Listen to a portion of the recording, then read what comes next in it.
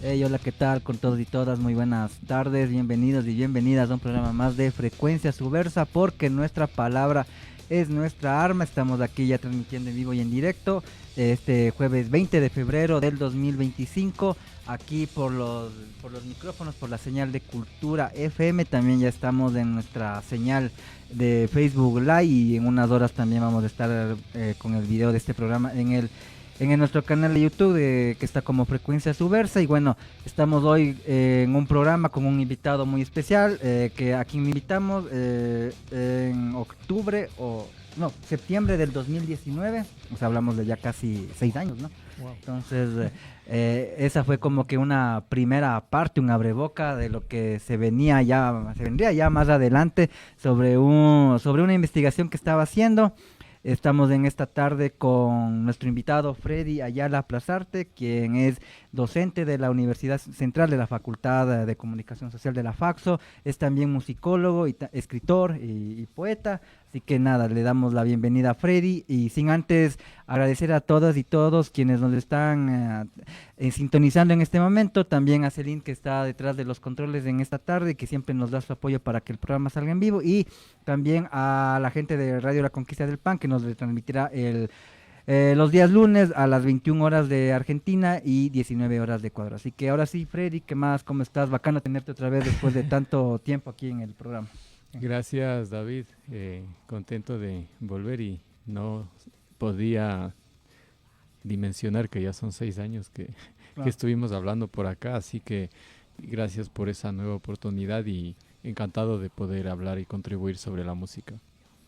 Así es, y bueno, ahora vamos a darle más espacio al libro que al libro que tú vas a lanzar, sería el resultado de la investigación que tú hiciste ya hace varios años atrás, y va a ser justamente aquí en la Casa de la Cultura, en el salón que queda caladito nomás. Ya vamos a dar más detalles de eso.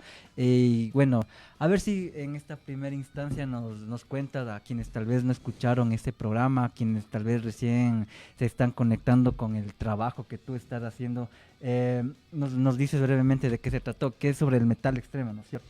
Sí, bueno, esta investigación inició por el año 2015 como idea y luego se fue materializando en el viaje hacia Europa, Madrid, donde fue mi residencia, y luego las conexiones que fui haciendo para pues fortalecer la investigación en tanto Noruega, Rumanía, Alemania, República Checa, Suecia, Alemania. Bueno, diría que esos como los lugares más focales donde yo pues pensé que se podía un poco aproximarme más a la cuestión de la música. Y de allí surgió eh, la cuestión de estudiar pues el metal extremo nórdico latinoamericano, Mm. a partir de agrupaciones que fui viendo que tenían interconexiones, ¿no? Básicamente la investigación aborda teoría corporal, o digamos la perspectiva del cuerpo geográfico,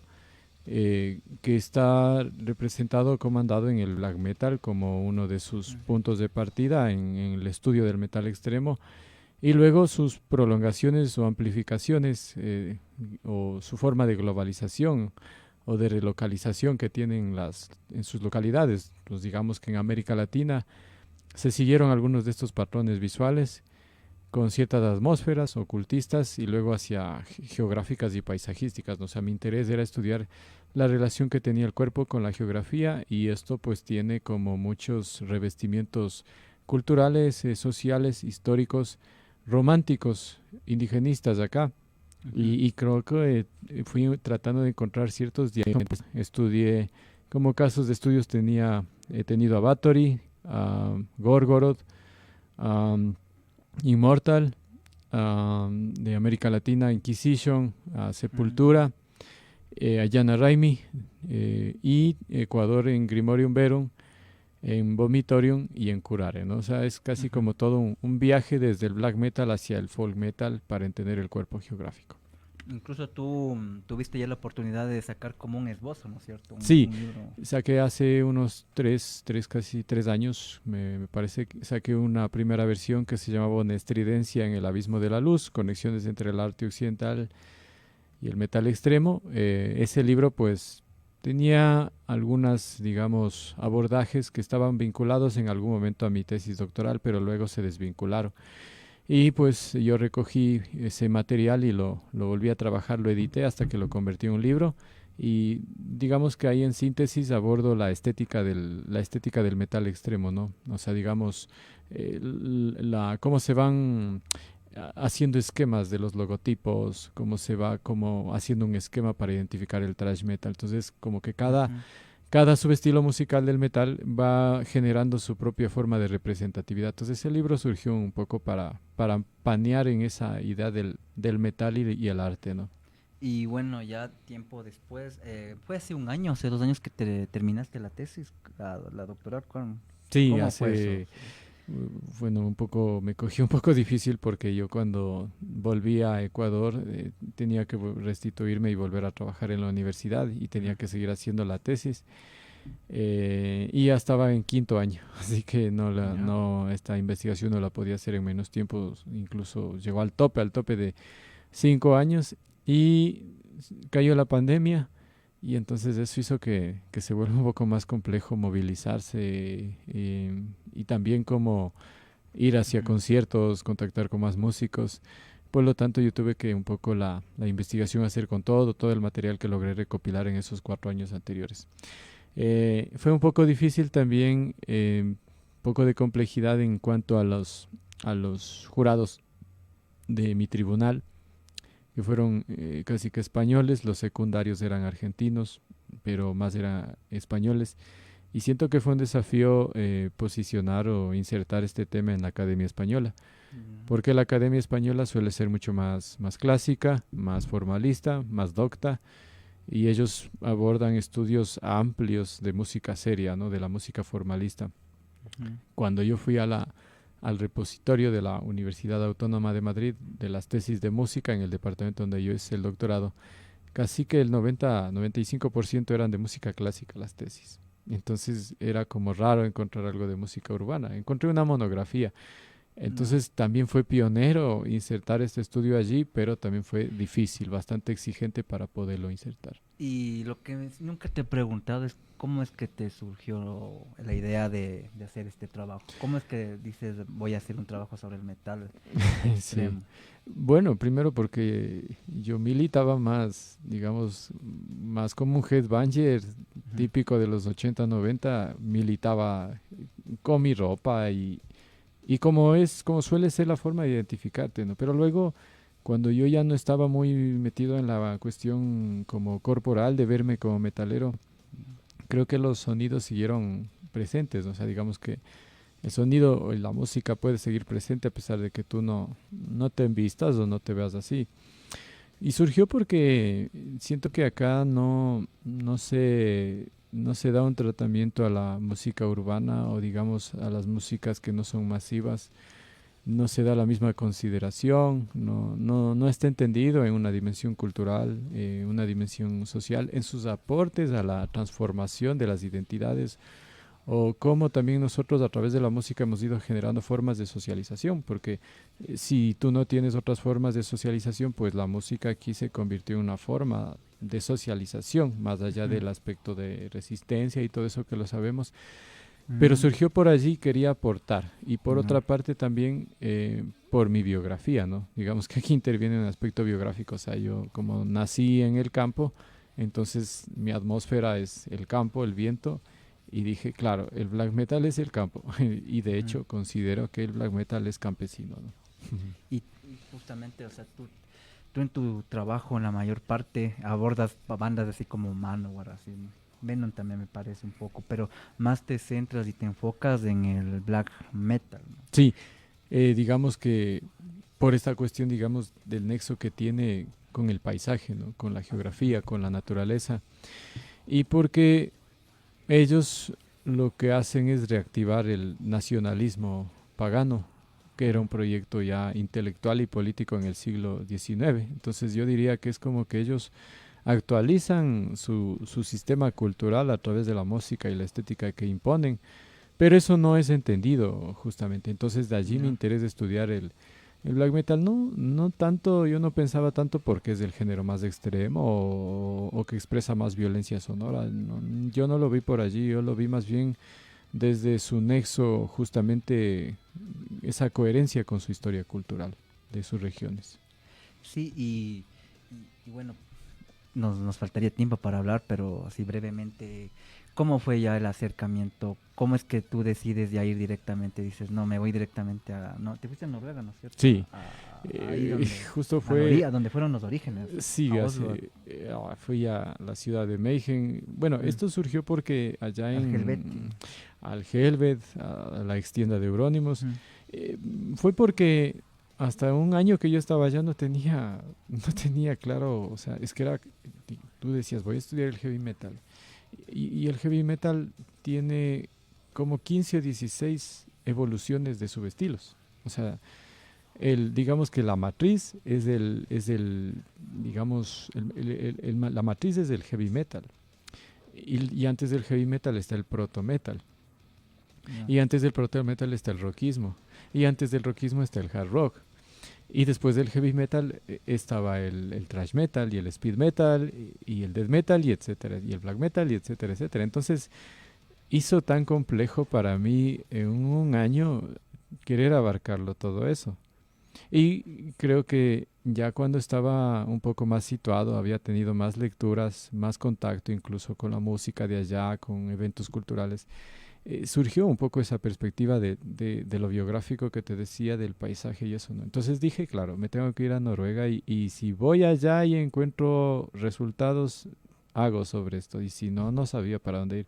Entonces me jugué a irme a Noruega. Y claro, cuando ya fui a Noruega, estuve pues en los lugares en donde prácticamente recorrí el pueblo de Meijen, ¿no? Que está en Ki. Se escribe esquí, pero se pronuncia aquí. Y fui a la tumba de Eurónimos, pasé por el colegio en donde ellos hicieron su primera tocada. Y no sé, no, fue como muy atmosférico para mí. Luego me fui a Bergen. Bueno, en Oslo también estuve en la tienda de Eurónimos, que ahora se llama Nissid Blood Records. Y estuve también en la casa donde a él le habían asesinado. Fui a hacer fotos. Prácticamente hice un recorrido. Estuve en Holmenkollen, también la iglesia que fue incendiada por Faust y Eurónimos y el bajista de Emperor. Entonces estuve allá y luego ya me fui a Bergen, ¿no? Y en Bergen allí ya como que fue ya más Burzum, más Gorgoroth, y fui prácticamente a visitar la Stavkirker de Fantov y el Monte Floyen, que sería un bosque gigante, muy al estilo de las fotografías que se hacía Immortal en los años 90. Entonces yo creo que todo ese recorrido que hice, porque hice 2 viajes a Noruega, me ayudaron a entender un poco esa dimensión de su sonoridad y de su estética. Y creo que Peter Best, el famoso fotógrafo que hizo un libro que se llamaba True Norwegian Black Metal, fue como que me abrió esa puerta de que tengo que acercarme para allá, porque yo a Noruega la veía muy distante, muy lejana, por el idioma, por la cultura, y tenía un amigo allá que me hicieron un contacto desde acá y pues él me iba a recibir, pero no en su casa, pero sí como para orientarme. Luego yo ya estuve comandando solo en Noruega y no sé, fue como un barrio.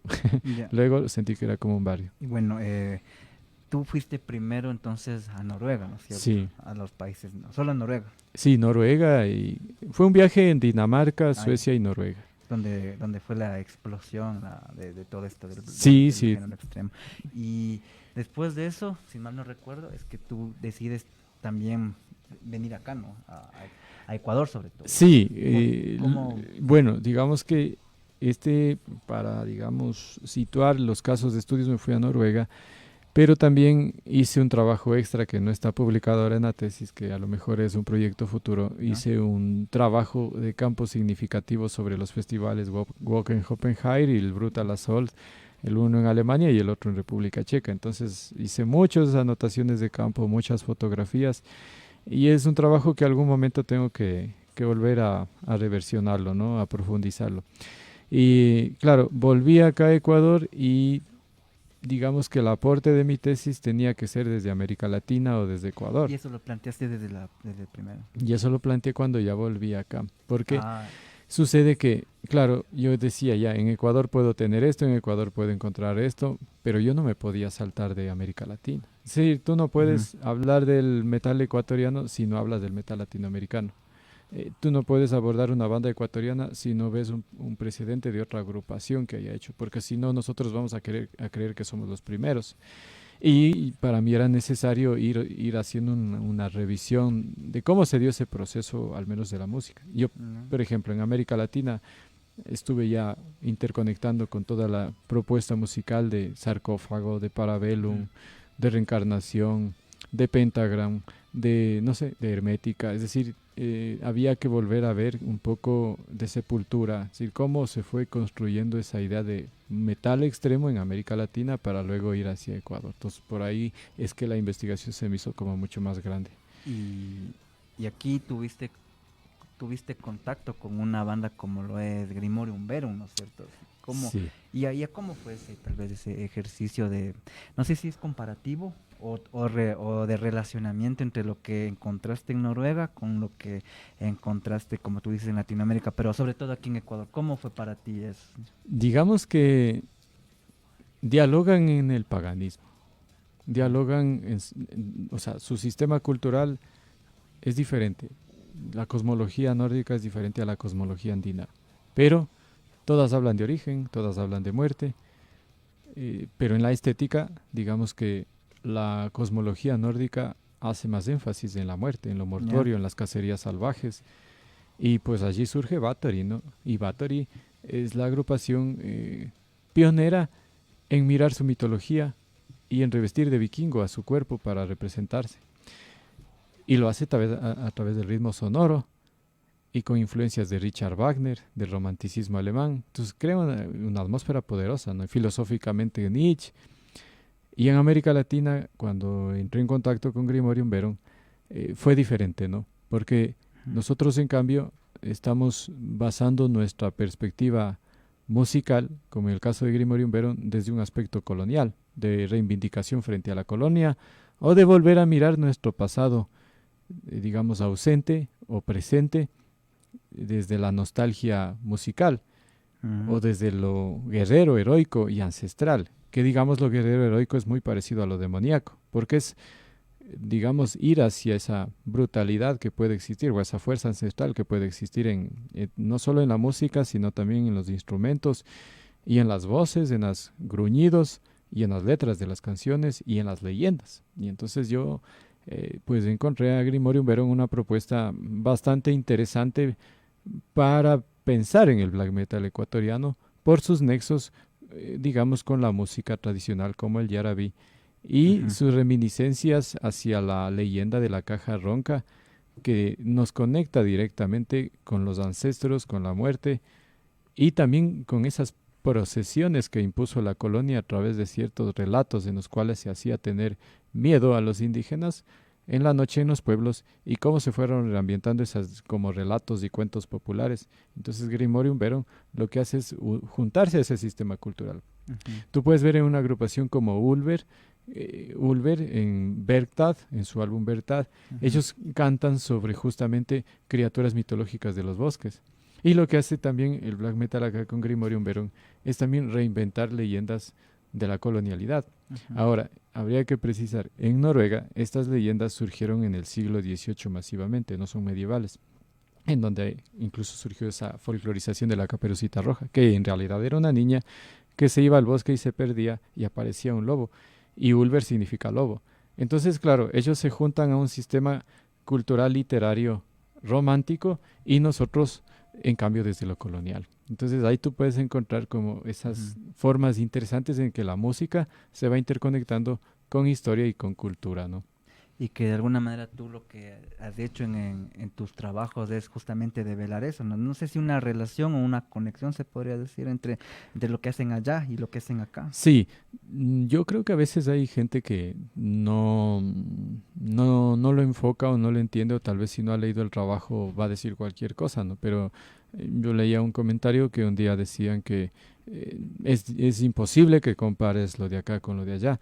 O sea, yo no estoy tratando de decir que digamos, desde la infraestructura, desde el aspecto económico, desde el aspecto político, seamos iguales. Pero sí puedo decir que desde esa genealogía del sonido, o desde esa forma en la que concebimos el sonido a través de una tradición buscamos lo mismo, buscamos la muerte, queremos buscarnos a través del sonido de la muerte, a través del metal, queremos buscarnos desde el origen, a través del sonido. Y creo que ahí puedes encontrar ciertos diálogos, es decir, los nexos que puedes tener con tu tradición para reinventar la música. Y eso es un aspecto a resaltar prácticamente. Así es, y bueno, ese como que fue el resumen, ¿no? Sí. De lo que también hablamos en el programa de hace unos años y que ya ahora finalmente tú ya tuviste el resultado final, se puede decir. ¿Cómo fue para ti eso ya? ¿Te quedaste satisfecho? ¿Crees que faltó o está ahí? No, yo creo que sobrepasó algunas cosas. Me pareció interesante un poco darme cuenta sobre cómo la escena del metal extremo está constituida, ¿no? Hay una parte en la que yo hago alusiones al tema femenino, al rol de la mujer metalera en la música extrema, pero también en el metal quiteño, en el metal local, y cómo su inserción ha sido difícil, ¿no? Porque, por ejemplo, claro, tú puedes estudiar el black metal, el death metal, y está hecho casi solo por hombres. Todas las bandas mainstream, o las más reconocidas, son hombres. Entonces, ahora ha cambiado eso porque hay una participación activamente femenina, y me parece interesante cómo en el aspecto femenino se inserta la mujer con la guturalidad y a nivel escénico y corporal. Entonces eso demuestra el poder corporal escénico también de lo femenino en participación del metal. Entonces para mí, por ejemplo, fue interesante eso, ¿no? Llegar a ese tipo de ampliaciones o de reflexiones. También diría que dentro de mis hallazgos, como esos diálogos entre las cosmologías, no así entre los sistemas sociales y culturales. Nosotros tenemos, políticamente, América Latina, tenemos muchas, digamos, fisuras en cuanto a nuestra configuración social, las desigualdades sociales, las diferencias, digamos, de clase. Y todo eso nos va marcando y todo eso va haciendo que también la música sea una respuesta a su tiempo, una respuesta social. O sea, en América Latina la música no puedes entenderlo sin lo social, es una respuesta inmediata sobre la coyuntura y sobre lo que pasa a tu alrededor. En cambio, en Noruega no vas a ver a un músico cantando en contra del gobierno, ellos cantan en contra del capitalismo. No. Y el nexo con la naturaleza es justamente cuestionar el capitalismo masivo. Entonces yo como que fui encontrando ese tipo de cosas. También llegué un poco a entender por qué la música también no suele ser como vista o entendida desde una dimensión cultural, sino que a veces se lo ha visto como una forma de corruptibilidad, o sea, como que la música corrompe a la juventud o como que la música te desvía de los valores que impone una sociedad. Entonces yo creo que esto más bien todo lo contrario, porque si algo no pasa en Ecuador es que nosotros no sabemos utilizar pedagógicamente a la música para educar. Entonces eso es como cuestionable porque en sociedades como Finlandia, en sociedades como Noruega, en cambio sí se aprende desde la música. Esa sería la mayor diferencia. Sí, ellos no tienen como complejos en que el rock era norteamericano y llegó a Finlandia. En Finlandia lo que hacían era más bien dejar que los chicos les guste el rock en lugar de prohibirles, pero proponerles el gobierno que tengan estudios de grabación gratuito a cambio de que ellos introduzcan significados de su sociedad o de su nacionalismo en la música. Por eso es que muchas bandas son altamente nacionalistas y es porque responden a su, digamos, a su tradición, a su localidad. Y eso no sucede acá, porque acá desde los años 60 y 70 la música fue acusada de desnacionalizar. O sea, los políticos decían, el rock desnacionaliza, prohibamos. Y entonces, si te das cuenta, como que allá se libraron de complejos de globalización y acá caímos en los complejos de localización. Entonces hay como muchas de esas cosas de mi tesis. Sí, muy buena la reflexión que nos haces. Y bueno, antes de irnos a los cortes, a los publicitarios de Cultura FM, nos llegó un mensaje, un saludo acá a la caja de comentarios del Facebook. Nos saluda Chío Soria, dice felicitaciones y saludos a Freddy, invitado de lujo. Así que también gracias Chío Soria por sintonizarnos por el Facebook Live. Y bueno, en este momento nos vamos a los publicitarios de Cultura FM y enseguida regresamos con nuestro invitado de esta tarde, Freddy Ayala Plazarte. Frecuencia Subversa, noticias, contracultura, diversidad, contrainformación, porque nuestra palabra es nuestra arma.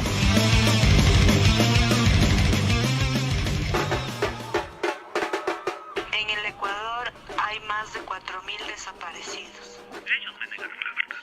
Ellos me siguen negando la verdad hasta el momento, porque yo como padre lo vi a mi hija asesinada. Uno no se ha perdido mi hija la vida y yo como madre también he perdido una parte de mi vida. Radio Casa de la Cultura Ecuatoriana 940 AM y Cultura FM 100.9 te invitan a escuchar Relatos de Resiliencia. Historias que necesitan ser contadas para que dejen de existir. Historias de dolor, lucha e injusticia que se han transformado en fuerza y resiliencia. Escúchanos a partir del 6 de marzo y sé parte de este espacio de memoria social. Búscanos como Relatos de Resiliencia en Spotify, YouTube y SoundCloud. Relatos de Resiliencia. Voces que luchan y caminan hacia la justicia.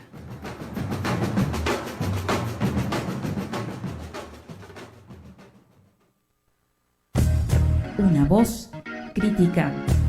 Una voz solidaria. Una voz humana. Por cada persona. Por la dignidad. Por los derechos. Todos los lunes a las 5 de la tarde con Sibel Martínez y Hernán Reyes. Humanizándonos. Escúchanos por Cultura FM 100.9. En este momento estamos de vuelta a nuestra programación. Frecuencia Subversa. Porque nuestra palabra es nuestra arma.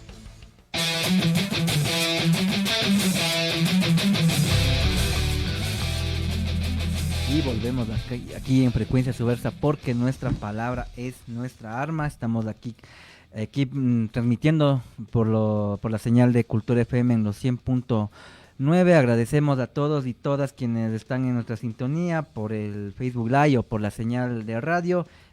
También saludos a nuestros compañeros Mateo y Julio que, bueno, por distintas razones no pudieron asistir esta tarde. Y bueno, seguimos aquí conversando con Freddy sobre su trabajo, sobre lo que le ha dejado todos estos años de investigación. Y ahora vamos a hablar de lo que se viene la presentación, ¿no?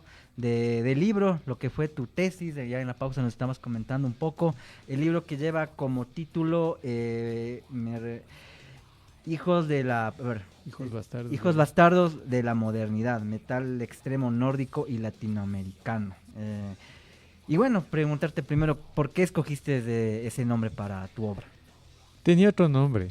¿No? El libro en principio se llamaba Geocorporalidad y Religiosidad en el Metal Extremo, Casos de Estudio y todas las bandas que les había mencionado hace un momento. Así que me parecía un poco exagerado y no adecuado para un título de un libro.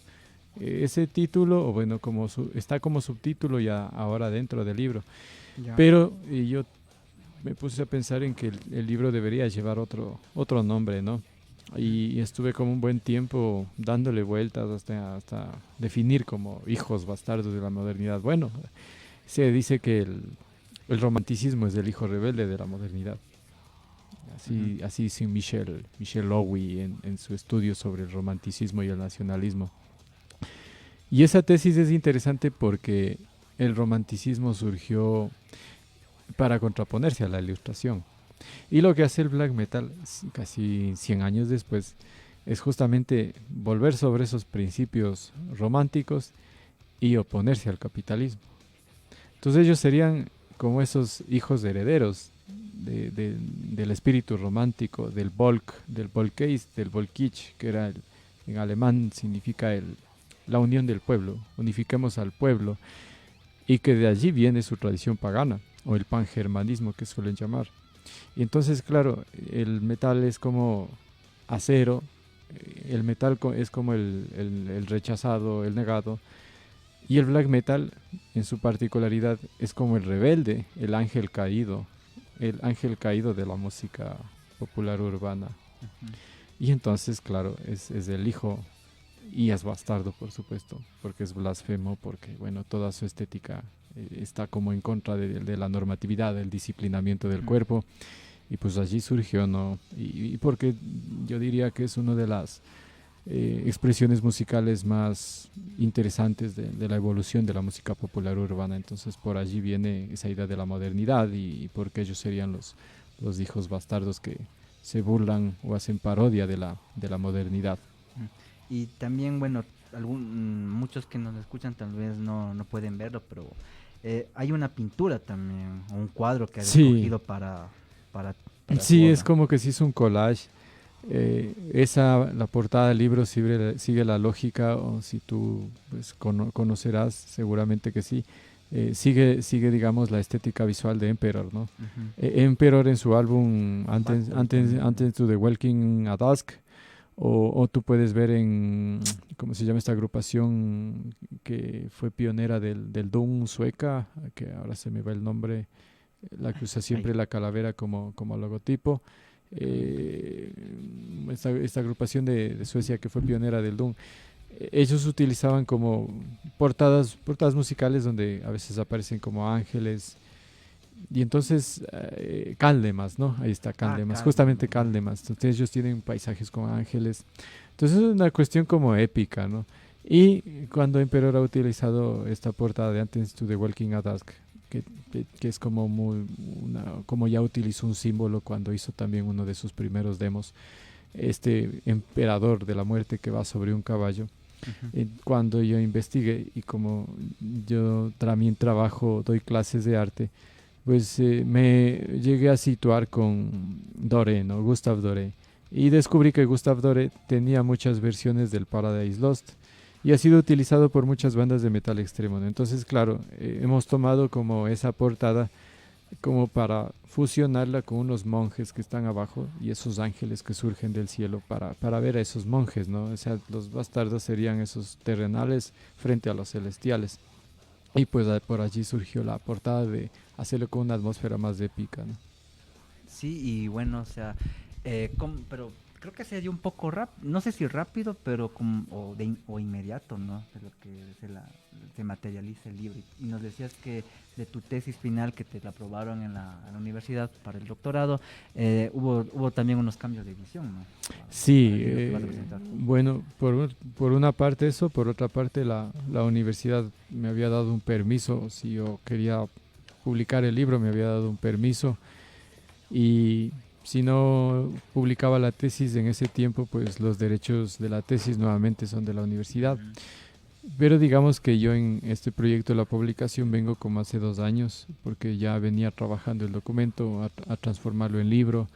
No sabía cómo mismo iba a quedar, porque claro, tú terminas la tesis y piensas que ya está, pero cuando tú tienes que hacer un libro de la tesis, tienes que cumplir una serie de normas, tienes que quitar algunas cosas, tienes que darle el tono de un libro, y ese trabajo ha sido como muy fuerte, porque hemos estado con el editor, con Alexis Cusme de Cuerpo de Voces, que es la editorial con la cual sale el libro. Hemos estado trabajando casi que hasta hace poco, o sea, así como en un toma y dame del documento, a fin de que pues tenga la mejor versión.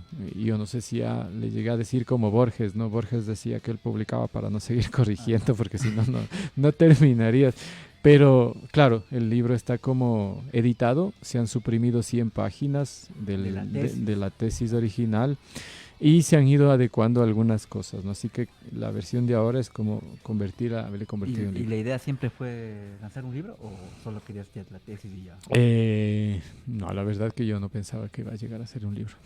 Sí, porque el trabajo que nos mencionabas, se me fue el nombre, perdón, el que lanzaste en el 19. Una estridencia, sí, una estridencia en el abismo de la luz. Y me di cuenta que mucha gente de la escena extrema como que se interesó, y me pareció interesante, ¿no?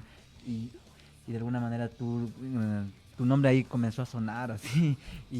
Claro, es que yo, así como tú dices, aparece el libro, yo también he sido para muchos como un aparecido. Lo que pasa es que yo no he estado como en la parafernalia musical como músico, como organizador, o sea, yo no he tenido ese rol, y mi cuestión es un poco más aparte, como artista, como, no sé, como escritor, como docente, pero eso no quiere decir que yo no tenga el oído musical. De hecho, cuando yo he conversado con muchos músicos, porque yo sí he conversado con bastantes músicos para hacer esta investigación, ellos me decían, yo no tendría la sensibilidad para escribir como tú escribes sobre la música. Y entonces les decía, y yo les decía a ellos, ¿podría ser un músico como tú también? Claro que eres un músico, porque tienes el oído musical. La diferencia entre tú y yo es que tú manejas, tú lo haces desde la palabra y yo lo hago desde los instrumentos. Sí. O sea, entonces, así como que eso me enamoró más de hacer este trabajo. Claro, y justamente también se podría decir, tú has explotado todo este trabajo que has venido haciendo, porque hace un año, poquito más exactamente, tú tuviste aquí en la sala de acá al lado, me fue el nombre, perdón. Víctor Mideros. Víctor Mideros, hiciste una curaduría con tus estudiantes, ¿no?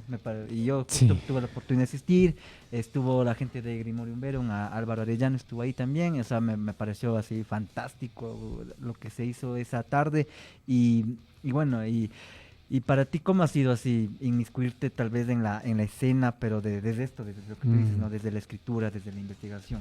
Fue difícil, porque en algunos casos no encontré respuestas. Yo busqué a alguna gente que pudo haber sido valiosa para que me extienda criterios, pero en su momento no obtuve respuestas, y como investigador no puedes quedarte allí, tienes que seguir buscando nueva gente, nuevas cosas, y si no encuentras gente tienes que buscar documentos.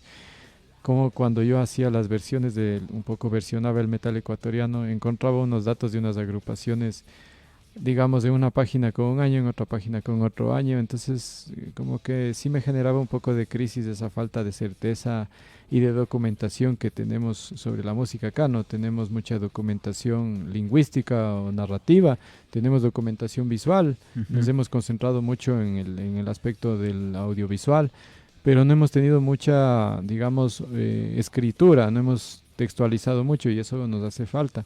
Entonces yo un poco tuve esos bucles, esos baches cuando estaba haciendo la investigación. Sin embargo, no me detuve y seguí, y creo que eso también me fue pasando, David.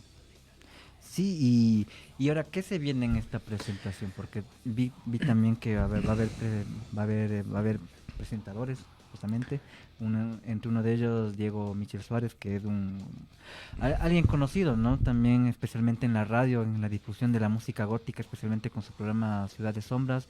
Va a haber también, según vi en el afiche, va a haber también presentaciones artísticas, ¿no? Sí, bueno. No sé si nos das un adelanto de lo que va a ser la presentación. Bueno, ahí... Sin spoilear, como puede que hayan sorpresas también, pero de lo que está establecido... sí, va a estar Diego Casar Vaquero, que digamos es músico, periodista, editor, y que conozco hace muchos años a Diego. Trabajaba él en el diario El Comercio, trabajaba temas de música, hacía periodismo musical, cultural también, y también fue como pionero en la época que hubo el cartón piedra en el diario Telégrafo, ¿no? Entonces, claro, bueno, yo conozco a Diego hace muchos años por su trabajo que ha hecho, su nexo con la música. Entonces, desde la sensibilidad de periodista y de ser músico, creo que pues ahora vamos, lo he visto a Diego, ¿no? Y Diego Michael Suárez, por su, digamos, trayecto, su conocimiento también, su nexo con la escena, su nexo constante en los conciertos, en la cultura gótica. Entonces he pensado que también puede ser una buena mirada para ver cómo se podría pensar también el trabajo de mi tesis desde su óptica, ¿no? Y bueno, van a estar ahí dos músicos, va a estar, digamos, dos músicos de la agrupación Triskel, va a estar el tecladista y va a estar su vocalista, María Fernanda Silva. Y van a tratar de versionar algo sobre el black metal, así una versión, van a tratar de hacer alguna versión por allí, o unas dos versiones. Y pues no sé, lo demás, si es que se concreta, habrá que luego mostrarlo ese día. Pero de momento tenemos música también. Así es, esto va a ser el próximo 28 de febrero, sí, viernes, aquí al lado, justo al lado de la radio, en la sala Víctor Mideros, y claro, o sea, va a ser un evento único o pionero, porque la verdad, como tú decías, y cuando chateábamos, decías justamente que no hay trabajos así, ¿no es cierto? No hay, o sea, ha habido intentos, pero tal vez no con tanta difusión, o porque O porque también hay el prejuicio, ¿no? De que de ciertos espacios de la escena mismo de decir, no queremos que se academice. Sí, esto. ¿Tú justamente eso, qué opinas de eso? Tal vez del miedo, del prejuicio de que... O sea, yo creo que lo que le hace daño justamente a la música es el conservadurismo, ¿no? Es decir, el purismo. Los músicos de Satyricon tienen un libro. Los músicos de Mayhem, el mismo Necrobacher ha hecho un diario grande que recogió memorias y habla sobre el libro. Y podría ponerte muchos ejemplos de que mucho de allá de lo que yo investigué más bien es académico, o sea, no es solo escénico. O sea, lo que pasa es que nosotros vemos acá la música como el purismo de los años 90 y 80.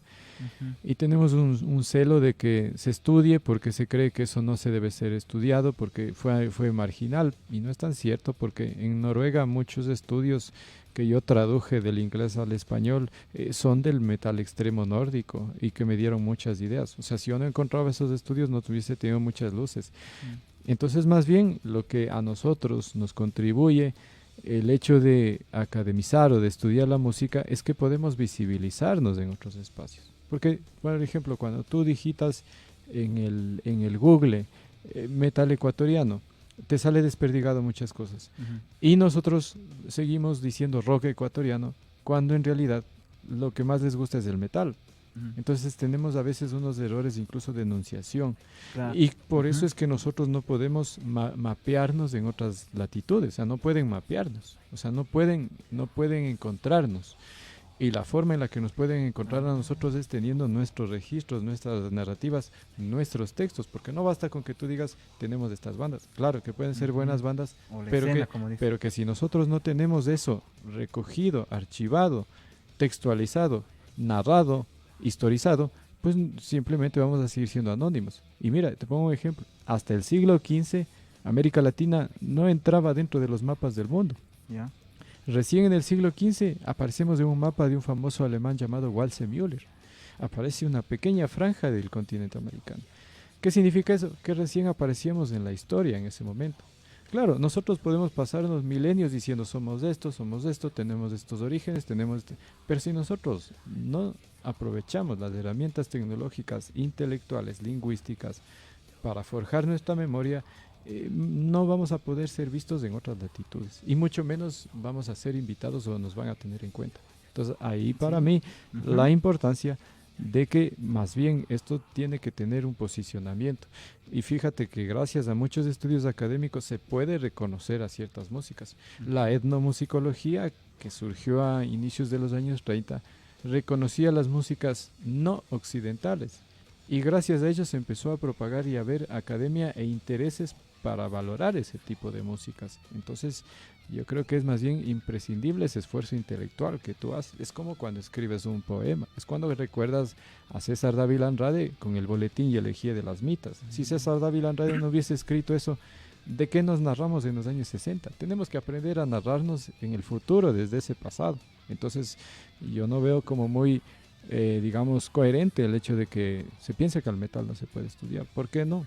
Si más bien muchos músicos se basaron en sus representaciones, en sus estéticas, desde culturas, desde relatos, desde escritores, inspiraron su música. ¿Qué hubiese sido de Black Sabbath sin las referencias de Aleister Crowley? ¿Qué hubiese sido de Led Zeppelin sin Aleister Crowley? ¿Qué hubiese sido de Pink Floyd sin toda una coyuntura, sin la intelectualidad? Sí, de hecho, lo que te llama la atención a veces de ciertas bandas es el esoterismo y el hermetismo, que es una cuestión intelectual. Sí, y justamente esto llama la atención porque, o sea, digamos que en otras expresiones musicales ya se han mapeado estudios, ¿no es cierto? Por ejemplo, en el hip hop, en la música OI que dicen, incluso en la música popular, chicha como se llama, ¿no? Ya hay muchos trabajos, incluso ya libros por artistas. El caso más concreto allí, a Delfín Quispe le ningunearon, ¿no? O sea, yo no voy a hablar de la política, pero sí voy a hablar del tema musical. Le ninguneaban aquí en Ecuador. Y teníamos una compañera en la maestría en la Andina que hizo una tesis sobre Delfín Quispe, Sandra Yepes. muy interesante porque se llevó al plano académico la discusión ideológica que suscitaba sus performances musicales, su idea de que muchos decían que ese indio no puede representar la nacionalidad ecuatoriana, o muchos empezaron a decir que era un imitador o que estaba falseando la cultura étnica. Y sucede que cuando yo llego a Madrid a las clases de música, iba a clases de musicología, un profesor me dice: hola, ¿tú eres de Ecuador? Le digo, sí. Dice, ven a mi clase, porque nosotros sabemos comentar a Delfín Quispe. Le digo, ¿utilizan a Delfín Quispe aquí en la Academia Española? Sí, Delfín Quispe es un caso muy interesante para analizar. Fíjate, y acá tendríamos vergüenza de mostrarlo. Entonces eso a veces no sucede, ¿no? Sí, totalmente interesante. Y claro, como que también un llamado de atención, ¿no? Porque especialmente el metal, con todo lo que tú nos has dicho a lo largo de este programa, o sea, no sé si va más allá de lo musical, pero tiene muchas aristas, ¿no? O se alimenta de muchos elementos como son estos otros relatos, y ahora también aprovechando, ¿no? que este año justamente vienen acá al país, a Quito especialmente, vienen muchas bandas de black metal, ¿no? Como Ancien, Sacramentum, algunas bandas más de las que Bejerit, por ejemplo, ¿no? Viene Bejerit, una banda mítica de Finlandia, ¿no? Finlandia. O sea, no sé tú cómo ves, por ejemplo, yo vi que una vez tú pusiste un comentario, ¿no? Sobre la llegada de Bejerit, y tú cómo ves que una banda así, bandas de nórdicas, visiten aquí Ecuador, a partir de lo que tú has hecho, ya para ir cerrando el programa. Chévere. A mí me parece interesante porque, a ver, muchos acá pueden decir son bandas de culto. Yo estoy de acuerdo en que son bandas de culto, pero más allá de esa, digamos, de esa percepción que tenemos como más de fanáticos, de fans, de admiradores, creo que lo sustancial es que ellos en el momento, en los años 90, supieron traducir a la música muchas narrativas de sus localismos. Eso es lo que le pasó a Celtic Frost, eso es lo que le pasó a Hellhammer en su momento, es lo que le pasó a Venom. Venom tenía referencias digamos, de la Biblia satánica, y Bejerit pues surge como en un contexto de ponte a pensar, en una Finlandia tan aislada.